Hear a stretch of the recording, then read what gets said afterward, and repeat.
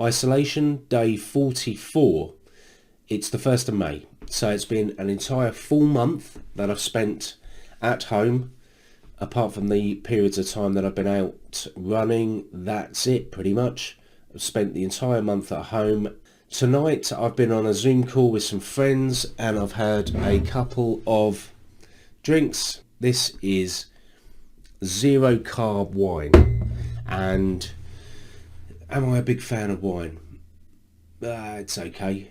When I moved from standard food and standard diet to ketogenic diet, I cut out beer, which was always my go-to. I love beer, absolutely love beer, and I still love beer, but I stay away from beer because it shoots your blood sugar right up and then shoots it really low. I stay away from beer. I now drink wine and I drink a bit of gin, might drink a bit of vodka every once in a while. Do I enjoy it as much as I used to? Absolutely not. But to be honest, this is zero carb wine. I found it at Hampton Court Palace Food Festival and it served me well. It doesn't affect your blood sugar at all. So yeah, take a screen print of it and see if you can find it somewhere. Let's look at my bloods. This is the standard Medtronic CareLink overview. 5 blood glucose readings in the day. Sensor duration 23 hours 30. So for 30 minutes it was not calibrated.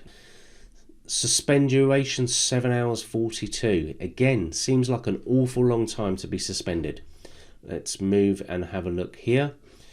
You can see my blood sugar was relatively high at half past 12 in the evening, and then it dropped down to about 4.2, 4.3. Not too bad. And alternated throughout the day, stayed below between, okay, so here is 5, here is 7, stayed between 5 and 7. Most of the day, dropped slightly low at 4 o'clock. And stayed above. So the adjustments that I had made ensured that my blood sugars didn't drop away too far.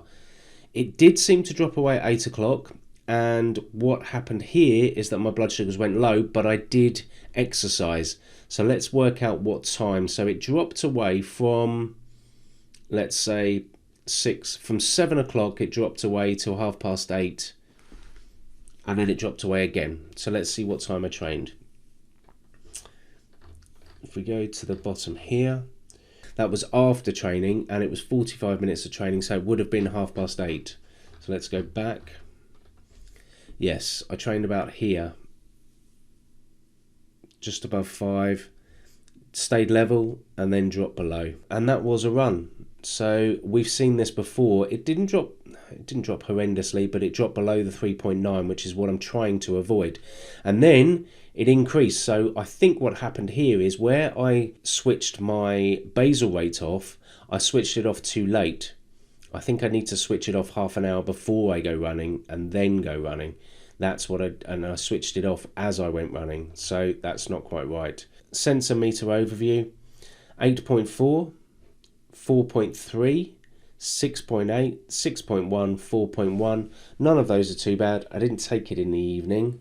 Should have, but didn't. Average blood glucose 5.9. I'm not unhappy with that. Average daily carbs 45. Average total daily insulin, basal 86%, bolus 14. So let's have a closer look at that. You can see here that I took no carbs early on in the day. I wanted to test this again, and that seems not too bad. I'm not too unhappy. Here I did take carbs, and this was the jelly babies, and I ate after I got back. So yeah, it was quite a late night. It wasn't ideal, to be honest. Overall, it's not horrendous. My life is run on deadlines. Work deadlines, family deadlines, responsibilities in relation to blood sugars, responsibilities in relation to changing your set, changing your CGM, and I put a timescale to beginning the transition from keto to low-fat, plant-based whole food, which was this Sunday, which is tomorrow. Now, the problem with that is I've been reading the Mastering Diabetes book, and it's taken me longer to digest the information than I thought it would. There is a lot of information in that book. It's all valid, and I want to understand it before I move on. So what I'm doing And I have this prerogative because what happens when you've got diabetes is at times you have to change the plans. You have to do what's right for you. And at the moment, starting the transition next Sunday would not be right for me. So what I'm doing is I'm putting a 7-day delay on that, and I'm looking to begin next Sunday, which will allow me to get the food delivered that I need, because at the moment we don't have the food delivered to enable me to do the first 7 days of the transition anyway. That's what I've decided to do. I hope you're still with me. What I'll do in the meantime is I'll give you a bit of an update on all the other stuff that's affecting me, and I'll come back with some more information tomorrow. Okay, look after yourselves. I hope you're all well. Saturday has been a beautiful day in the UK. We've had sun throughout the day, which is a stark contrast to this week.